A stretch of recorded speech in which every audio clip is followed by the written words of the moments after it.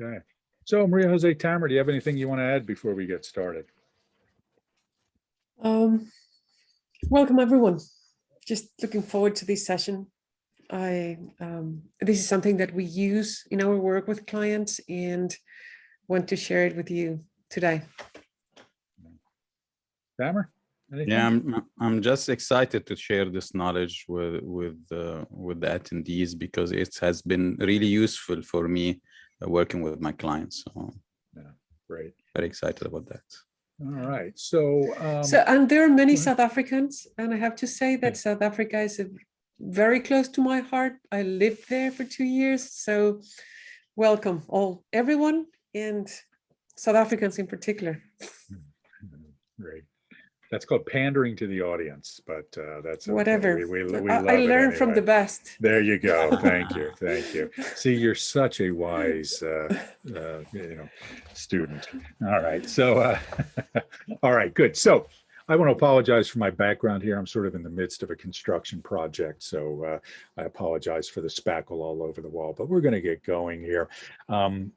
So the model we use in our work, we work primarily with people in organizations, mainly executives, some frontline employees for some of our programs as well. But a big part of our work is working with our clients to help them prepare to take on more responsibility, to scale, okay, to go from managing 10 people to managing 50 people, to go from, X amount of P&L responsibility to 2X amount of P&L responsibility. And so we have noticed themes that come up over and over again that help people prepare to do that, right? That all things being equal, there are certain capabilities that help leaders scale, but it even applies to people who are not leaders, right? So people who are coaches, people who are consultants, and just regular old human beings also benefit from being able to see their lives through this framework. Okay. And so what we're going to be doing today is providing the framework, discussing the framework, and open you to some ideas on how you might use it. Okay. But it's not really within the scope of this session to kind of, help you master the material just yet. Okay. So just put that disclaimer up front. Okay. Sorry, bear with me here. I'm getting messaged. All right. Okay. So we call this, what your clients really need, preparing to scale with the 3 instinctual biases. So what are the instinctual biases? We focus on the Enneagram model of personality styles in our work, right? And everybody knows the Enneagram as this model of 9 different kinds of people. But once you start to understand the Enneagram, you start to realize that it's not just a model of 9 different kinds of people, but there are these things called subtypes. And these subtypes are related to what we call 3 instinctual biases. And this creates a number of subtypes within each of the types, okay? And they're differentiated by, what domain of existence, what areas of life they tend to pay more attention to, okay? The 9 strategies are how we go about satisfying those needs, okay? So we have 3 domains. We're going to talk about those in a minute, but we have the preserving domain, which is all about kind of nesting and nurturing. Maria Jose, go to the next slide for me, and then I'll come back to this one in a minute. But so we have the preserving domain, which is all about nesting and nurturing, right? How do I make my nest? How do I take care of my physical well-being? How do I take care of the physical well-being of the people that I care about, my employees, the organization, okay?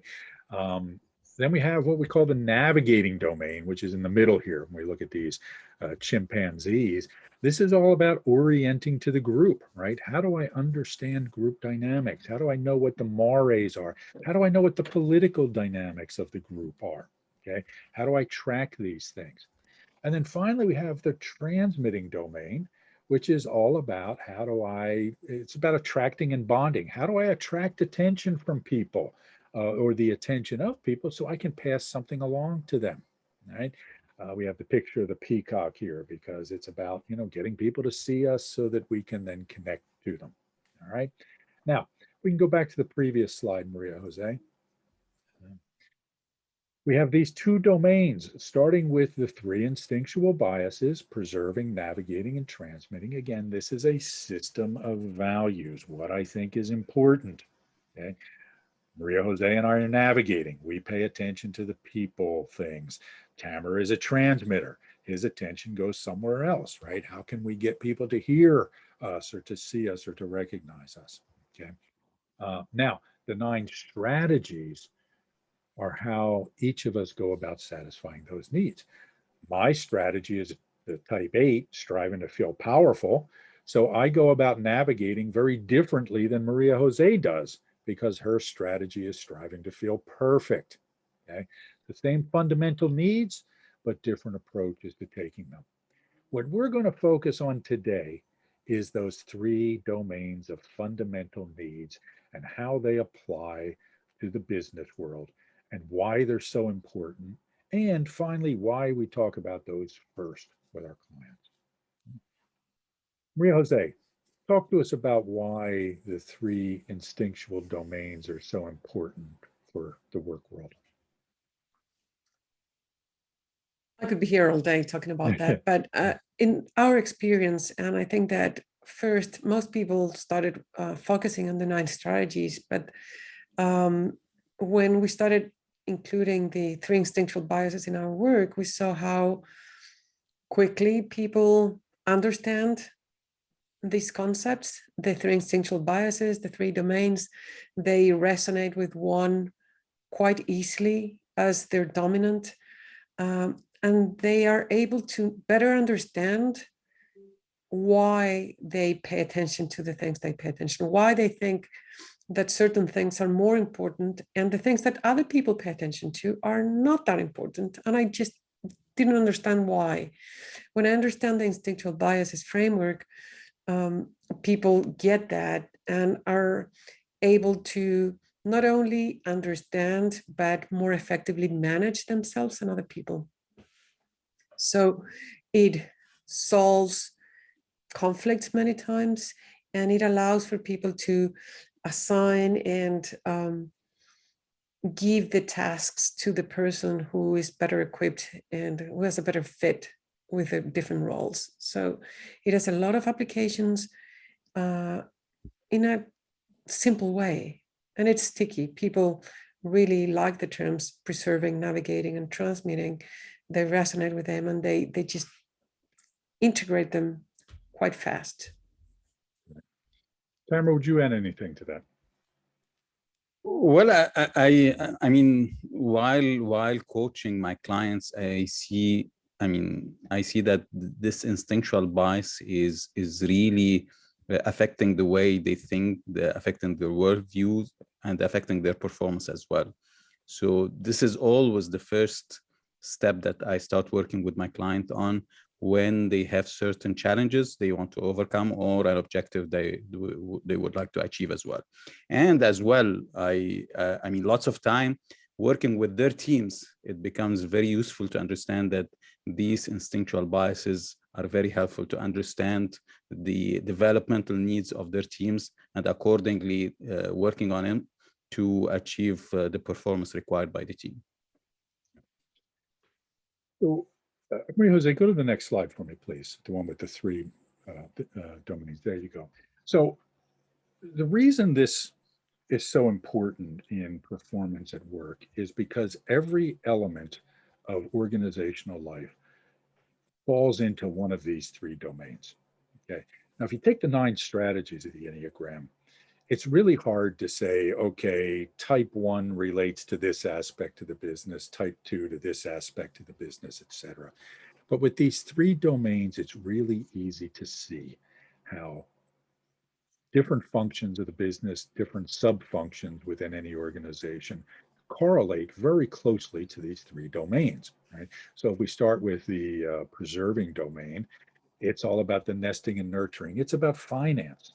It's about plant security. It's about operations, getting things to run smoothly on time. It's about having effective processes and structures. It's about, following OSHA regulations, which are the safety and health regulations in the United States. Okay. So big chunks of organizational life apply directly to these domains. Okay. And what we will see as we talk about these is that we are naturally wired to pay more attention to some of these things than we are to others. And this can become our Achilles heel. Because we're wired not to value certain things in life in general, we end up not valuing them in our work life, and it inhibits our ability to grow professionally. Okay. So that's what we're going to lay out here. How does this play out in the way that people inhibit their own growth and development professionally? And how can coaches or leaders use this information to provide a framework for more rounded development? Okay. Does that make sense to everybody so far? All right. All right, good. Um, let's see here. Now, how can we figure this out? Why is this a valuable thing to know, right? I mean, what makes this easier to apply? And that is where we get to the next slide here. Okay. Um, so So Mario, go did ahead, we? Maria. Say. uh, Go ahead. Okay, so did we describe enough the themes, at least of the three domains? Well, why don't you take a couple of minutes and do that? Because probably Yeah, not, right? yeah. So I'm assuming that people have been to other of our programs, but I do see new faces here. So why don't you take a few minutes to do that? Yeah, so I think I'll focus on the theme because we'll go into the different subdomains later today. So the theme of the preserving domain is nesting and nurturing. And it is, for some people, is the home, some people is their office, but it's kind of the environment around me, and how preservers pay a lot of attention to that. They're drawn to that, to their nest, and to nurturing the people around them. It's usually not like a big group, but it's kind of the closer group of friends, family, teams, etc. They are nurturing themselves and nurturing others. Some people call preserving self-preservation. We call it preserving because it's not just the self, but the people around me as well. It's not the whole world, but it's the people around me. People who are navigating, or whose dominant instinctual bias is navigating, the theme there is orienting to the group, and it's trying to understand the group and map it out. So it's understanding what's the landscape, what is it that I'm navigating, and how do I want to navigate it. So who is who is closer to who, what are the different subgroups within the group, and where do I want to position myself, and how can I navigate this landscape. That's kind of what navigators tend to pay attention to. Transmitters, the theme there is attracting and bonding. How do I draw attention and then transmit something that I care about? It could be my genes, but it's ideas, values, cultural artifacts. So it's different things that I want to transmit. But in order to do that, I need to attract the other person's attention and then bond in a way that I can pass those memes or genes or kind of something that I care about. And if we again correlate these domains to the business world, we talked about the preserving domain. If you think about the transmitting domain, it's about innovation, right? How can we create new and exciting products? And how can we sell these to people? How can we advertise them? What is our brand? Then how do we make sure that people see and notice our brand? Okay. So the transmitting domain in business is all about the external facing part of any enterprise. The navigating domain is more about the internal facing part, not exclusively, and I'll explain what I mean by that in a moment, but the navigating domain is all about the interpersonal dynamics in an organization, okay? Roles and responsibilities being clearly defined, hierarchies being established or dismantled. understanding, ensuring that information is being communicated broadly to people who need to hear it. There is also an element of marketing to this when it comes to understanding customer needs and expectations. Okay, so it's about gathering information. The navigating domain is related to anything that has to do with gathering and strategically disseminating information. The transmitting domain is more about, more broadly transmitting information or the things we create. Okay? That makes sense to everybody. I just want to, again, want to make sure we're not losing anybody here on this. Okay. All right. Good. All right. Thanks. All right. So now here's the secret. Um, I guess the secret key to this is that in these domains, there is a specific way that they express themselves in each of us. Okay. Meaning, if we know that our client has a bias towards, say, the preserving domain, we can predict what their relationship is going to be to the other domains as well. It's not randomized, okay? We know that for somebody who has a preserving instinctual bias, they will pay, they will not pay enough attention to the transmitting domain activities, okay? And they'll have kind of an inner conflict around the navigating domain. Okay, so before I go further into that, let me explain this slide. I sort of jumped ahead here. Okay, we call these domains. You got to stop me, Maria Jose. All right, so we call the dominant domain the zone of enthusiasm. What we mean by that is that I get excited about it, or I'm interested in it, or I think about it all the time. Right? If you come to me and talk about people, because I have a navigating domain bias, I'm all ears. I want to hear whatever gossip you have, whatever juicy stories you have, bring it on. Right? There was a writer, I think it was,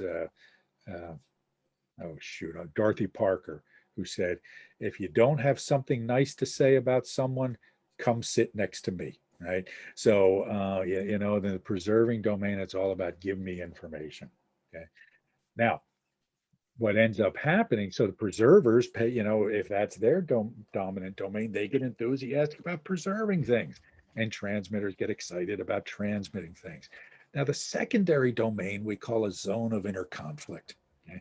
Meaning that I kind of like it and I kind of don't. I'm kind of drawn to it, but I kind of feel awkward about it at the same time. Okay.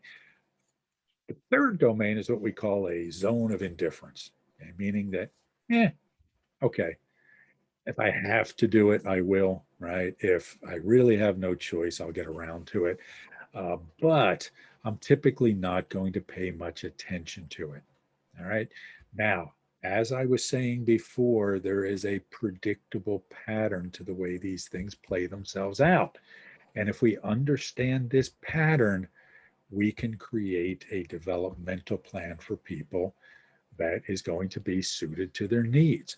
We can, with a pretty high degree of accuracy, predict where their blind spots and underdeveloped areas are going to be. Okay. Yeah, and that's regardless of their the skills that they have. Because in my case, I studied finance and business administration in general, besides coaching, and I can do a lot of detailed stuff, and I can build budget plans, and I can do all of that. I just don't like it, so I don't pay attention to it. So people could think that I could be great for finance because I'm a type 1 in the Enneagram. My strategy is striving to feel perfect.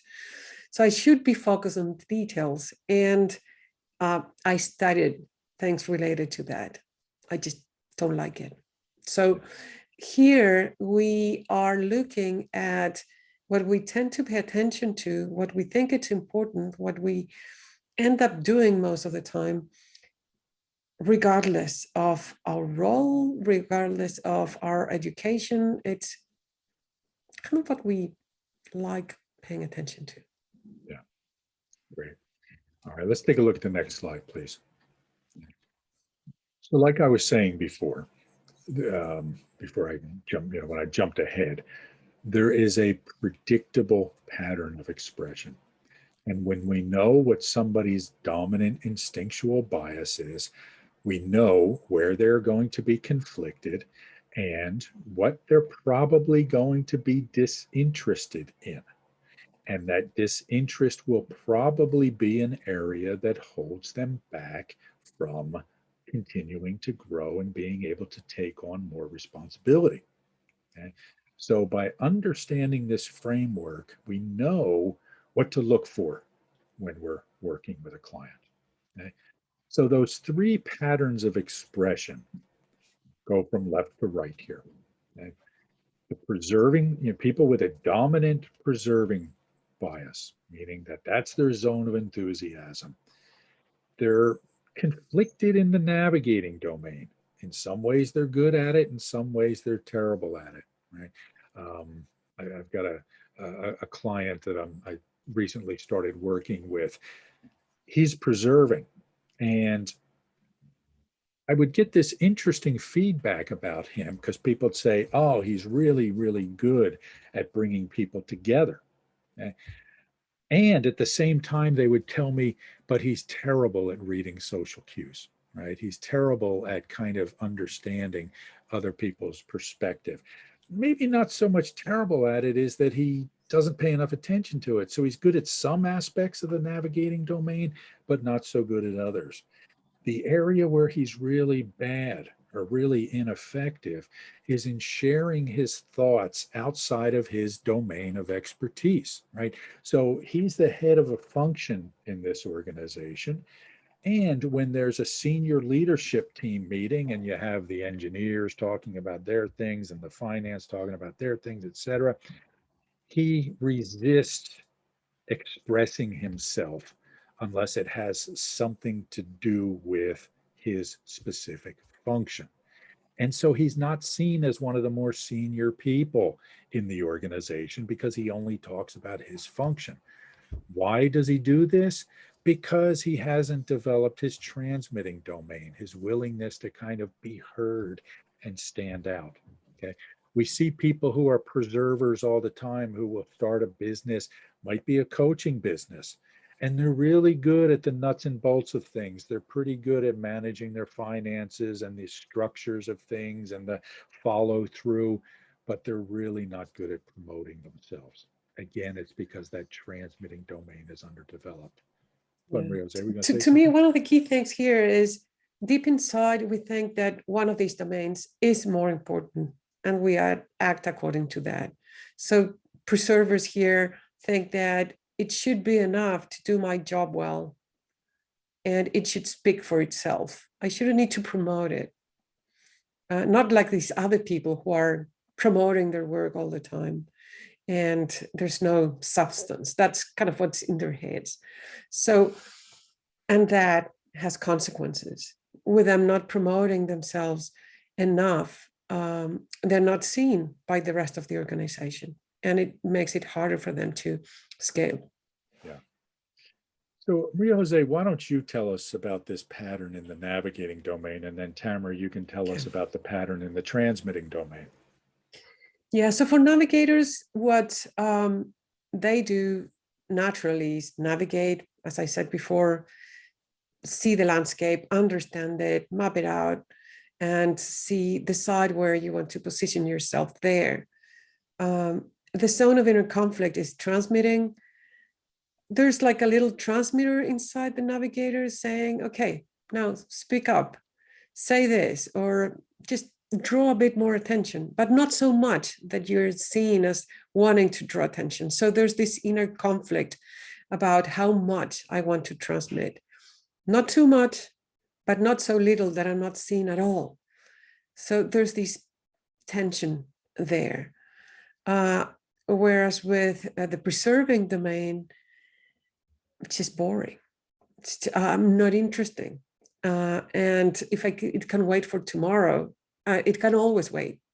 So, of course, navigators do pay attention to certain preserving things, but the minimum possible, the minimum possible. Anything else can wait. Great. Yeah. Tamer, go ahead.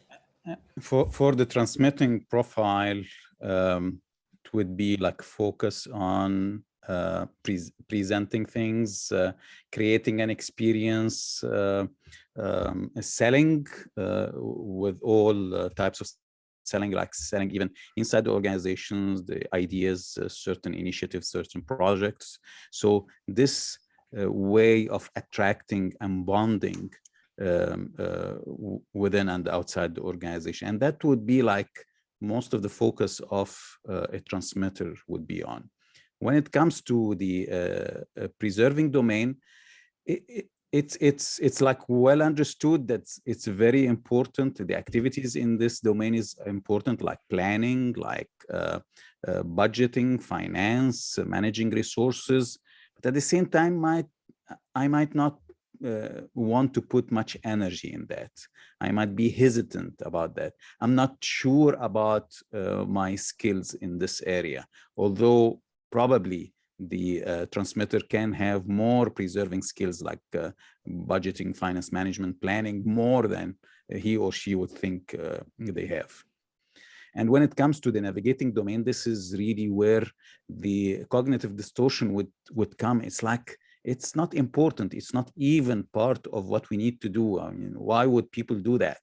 It's like, why would people need to understand the organizational politics? Why would I need to be part of that? Why would I need really to waste time in listening to people? I mean, as long as I can impact them and drive them to do things. So it becomes like an area that you don't see or you don't see the benefit of putting energy in, although and that can put you in problems like not being in alignment with what's going on in the organization or the needs of the people or their reaction to your ideas, your projects, and alignments. Now, there's one thing that it's important here is that these are profiles. It's not that if I'm a preserver, I'll be a navigator at times and then a transmitter sometimes. This is a profile of preservers that pay attention and act on navigating and transmitting stuff in a preserving way. I was talking to someone yesterday. She's a preserving 6, and she was telling, she's part of one of my workshops, and she was telling me how she saw herself very navigating. She said, I understand everything that's going on around me, but it was in a more limited circle. And that ability to navigate her circle allowed her to preserve better, to do the things that she had to do better. And also it was the 6 things of kind of striving to feel secure, but it wasn't like a navigator. I said, look, when I navigate, I just want to understand because it's just fun, it's juicy. I like to see what's going on. It's not like a job. It's just what I naturally do. For her, it was different. She navigates as a preserver navigates.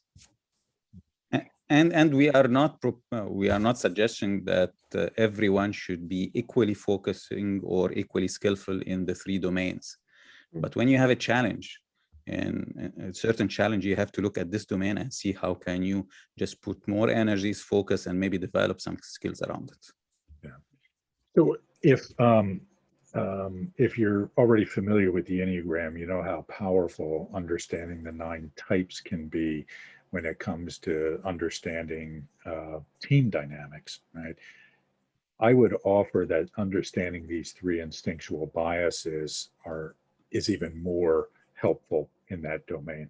And if we just look at the example of me, Tamer, and Maria Jose, we know the dynamics of our different instinctual biases and how they play out, right? Tamer being a transmitter, Maria Jose and I being navigators.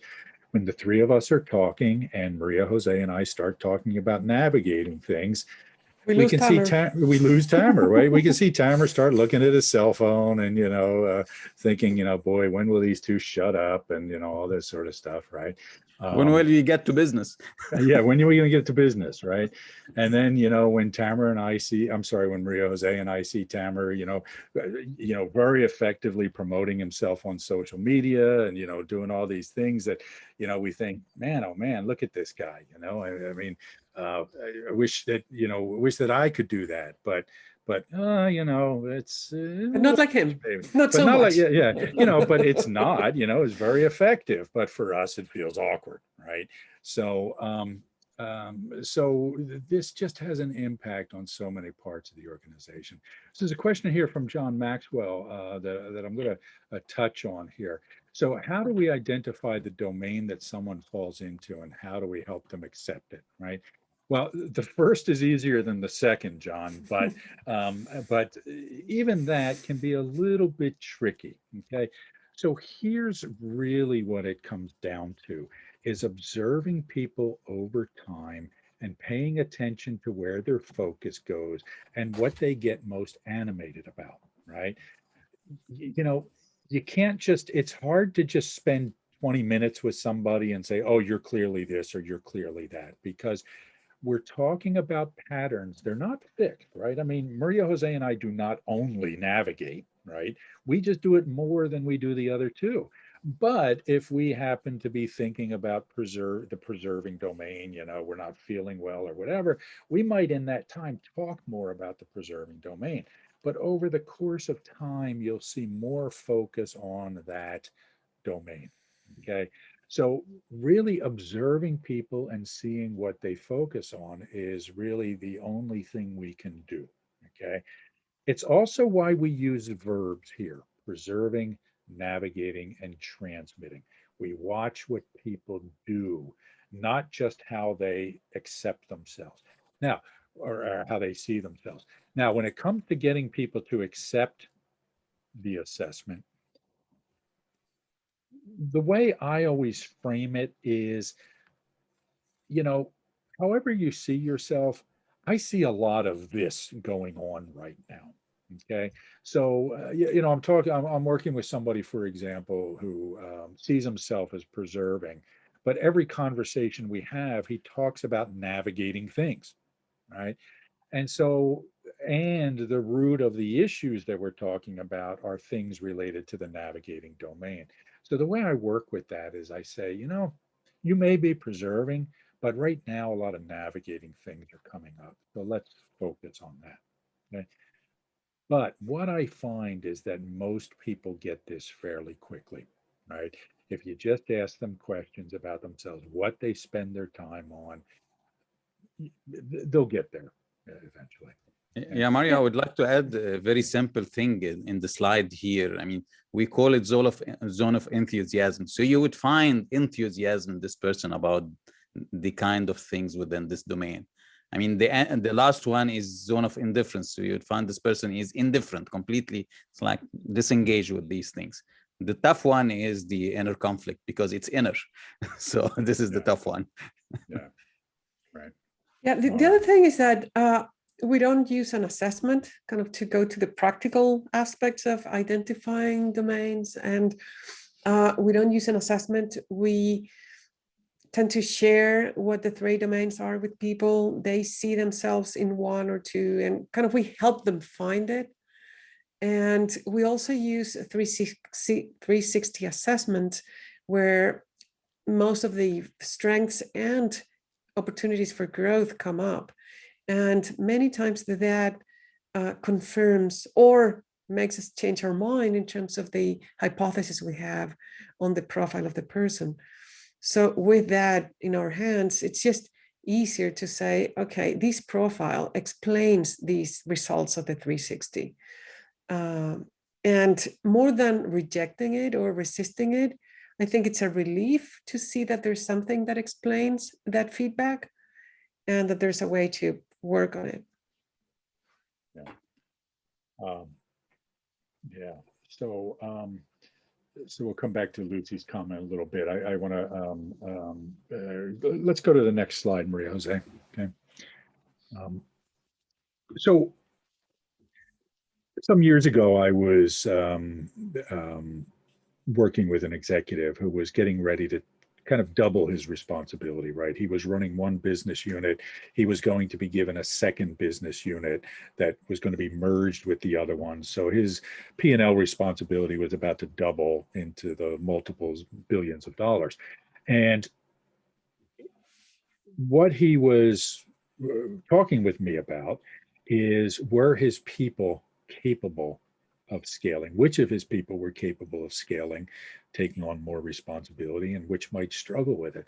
So it got me to thinking about, in my experience, what did I notice were, again, technical skills, people skills being equal, what were some competencies that affected somebody's ability to take on more responsibility? And I came up with a few of them. First one, actually, I'm going to skip the first one because it was a later addition, and I'll explain why. But it was developing talent, okay? Um, Making sure that you focused on developing people so that not only could you take on more, but your people could take on more. And nurturing relationships, having good, effective relationships across the organization.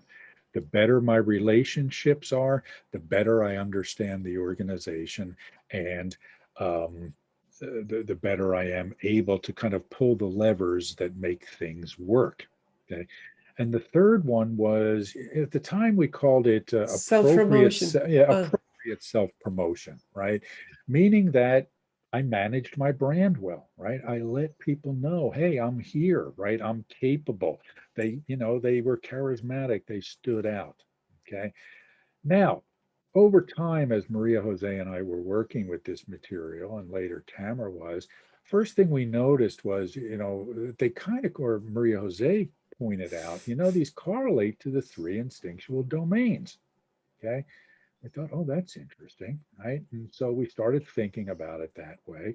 And then we realized that the piece that was missing was this one at the top around creating process and structure. Okay.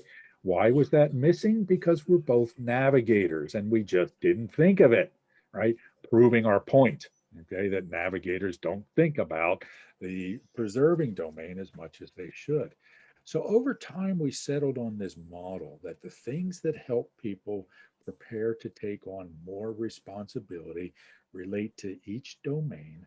The first one is creating effective processes and structures. Okay? The second one is around the navigating domain, our friends, the chimpanzees here. Okay, developing talent in other people and nurturing your relationships. Okay, now there's a difference between nurturing the relationships you have and building new relationships. The nurturing relationships is the strength of the navigators, right? Keeping in touch with all these different people that I know and keeping abreast of what's happening with them. Building our network. So just let me add a bit on that, Mario. Yeah, go ahead. So those relationships are not limited to those people who I work closely with. So it could be people from other areas, different functions, and navigators naturally see, or kind of, this is kind of building those relationships or nurturing those relationships. Doesn't need to be just those close to you. Yeah.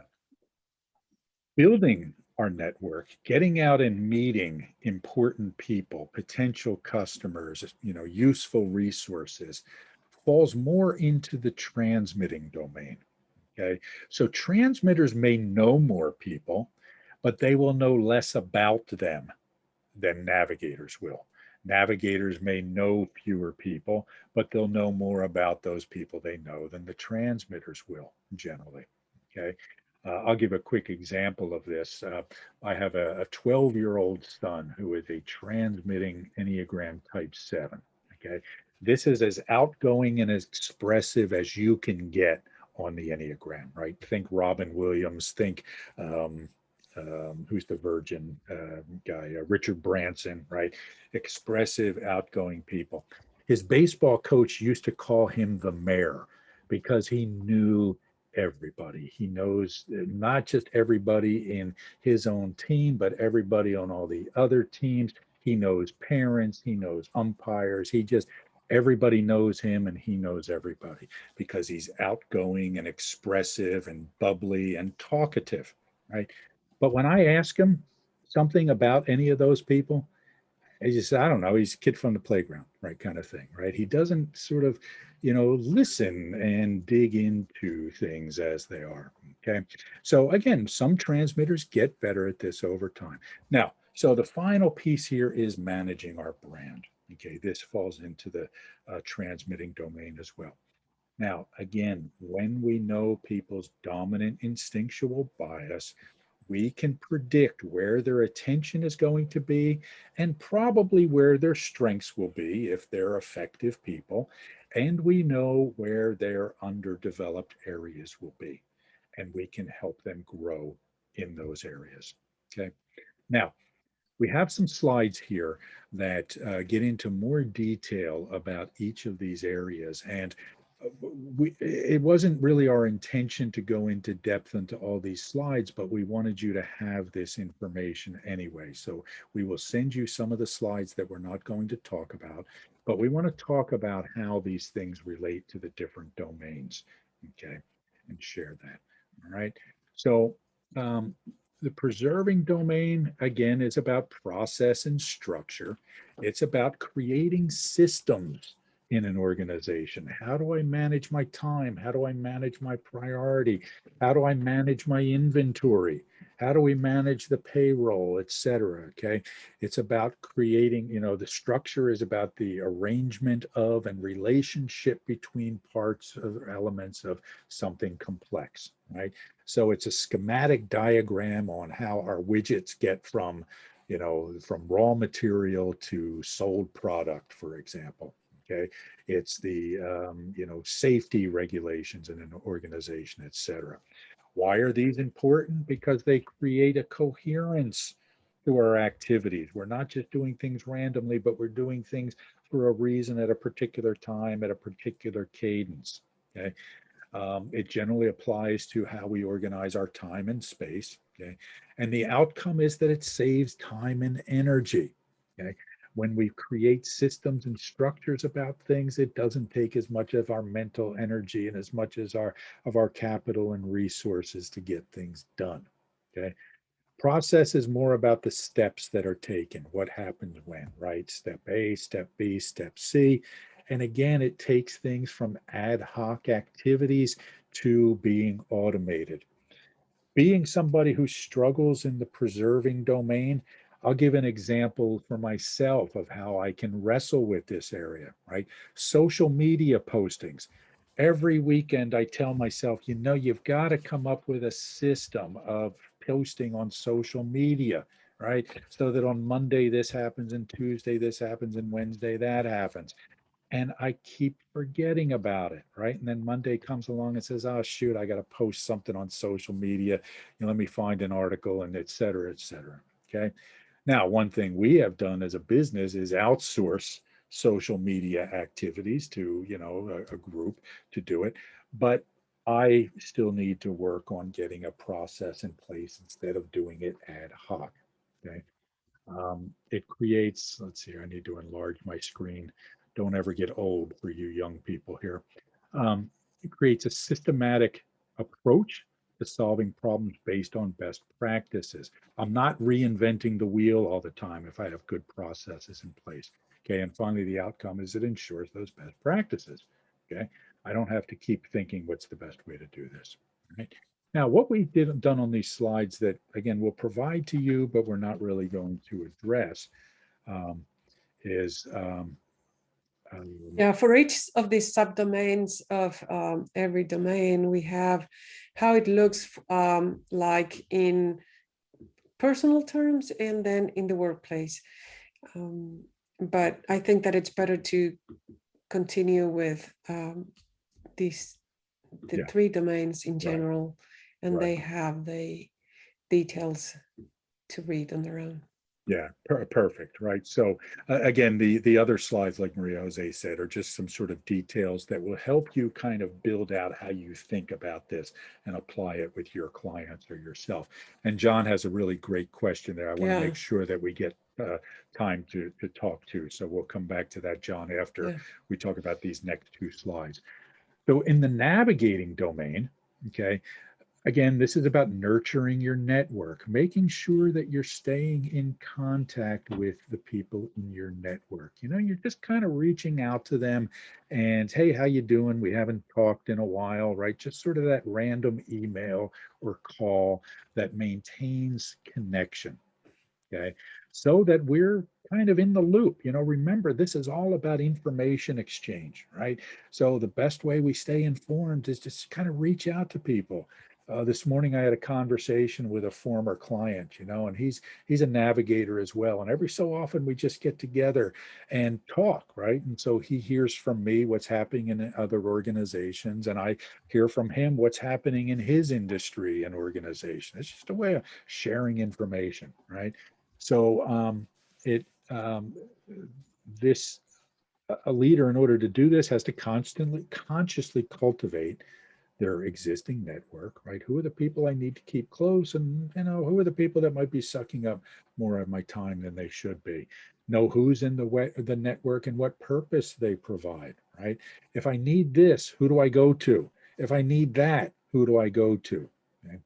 Have consistent touch points with people to maintain those loose bonds, right? You know, it's always good to have those people. Hey, you know, we haven't talked in a while. Let's just catch up. Okay. Or have And 10 minutes. I hear you. I see. Okay. And it allows us to be of service to other people by staying in contact with them. Now, the second part of this developing talent, I can't overstate how important it is for leaders to develop talent in the people around them. We put this into the navigating domain for a variety of reasons.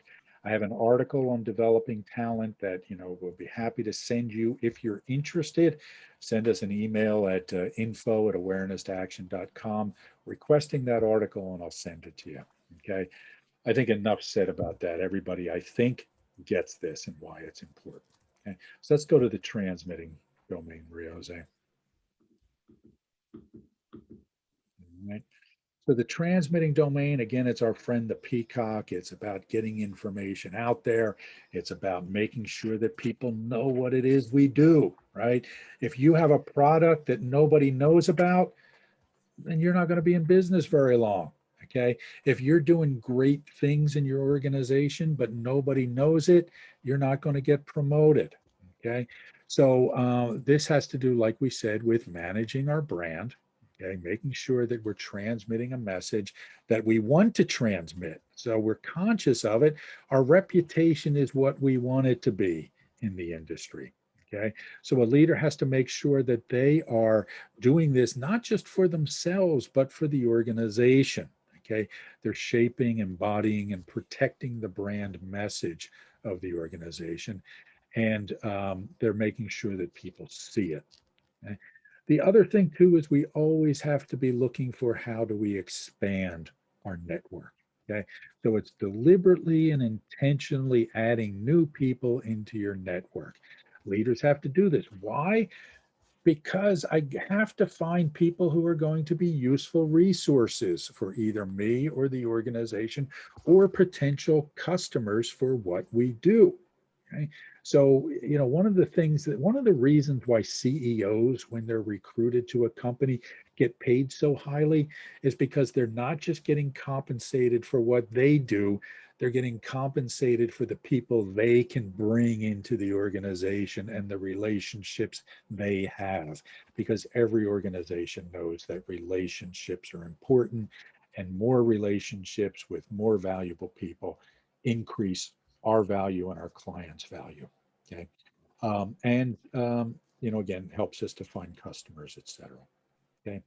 So tie all this together when we're working with a client, when we're thinking about our own activities, we want to ask ourselves, which instinctual domain am I ignoring?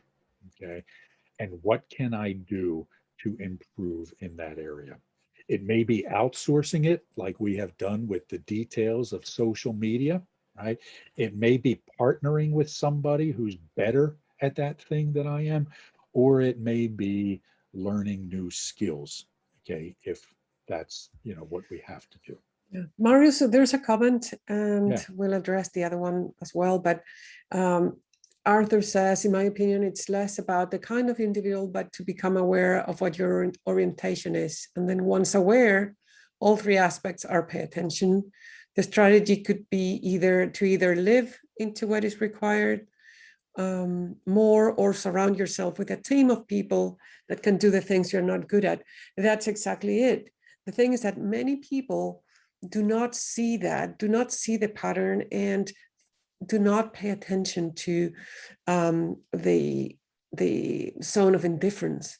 Yeah. And they bring in people to their teams who are kind of similar to them, or if they're not, they do not pay attention to these people.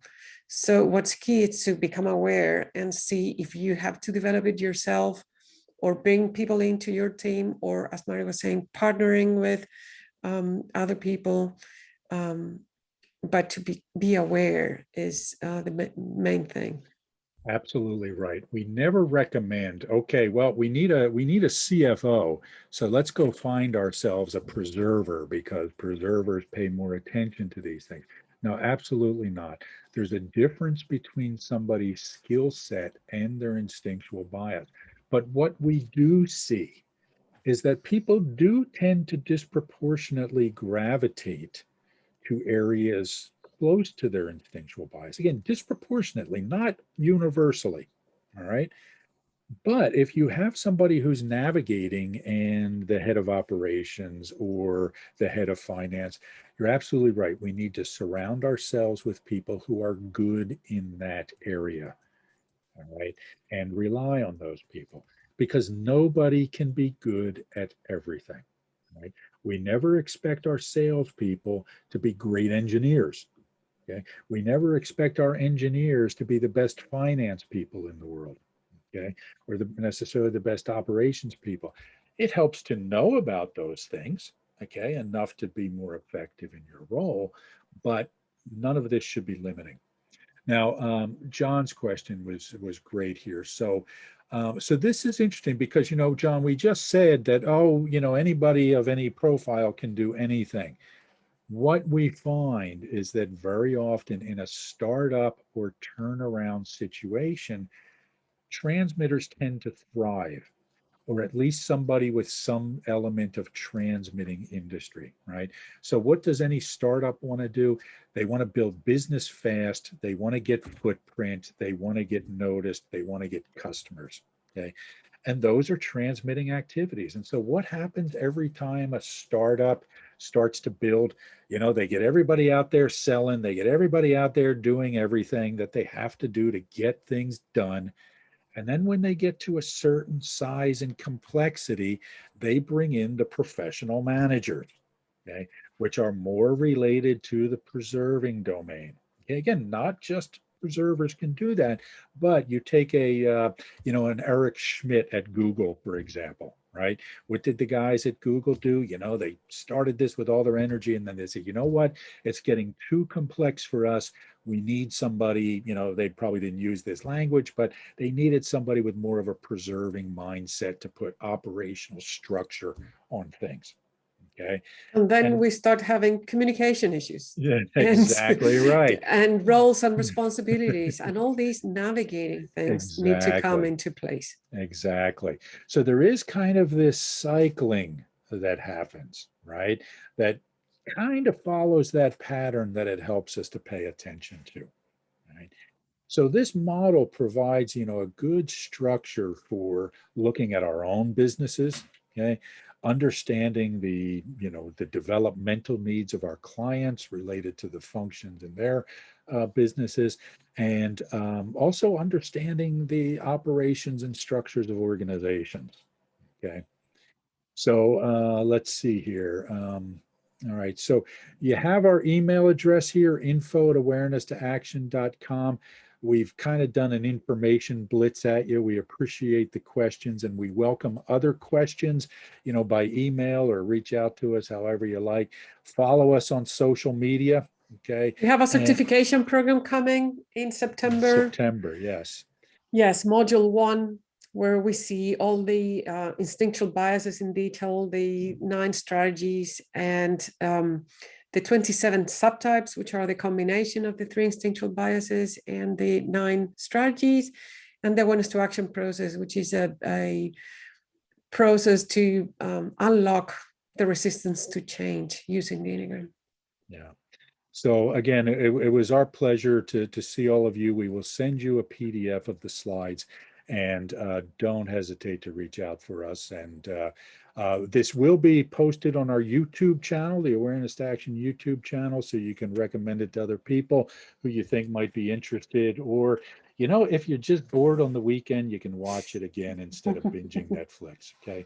So thank you for everybody for your attention, and we'll see you Thank you. around. All right. Bye-bye. Thank you. Thank you. Bye-bye.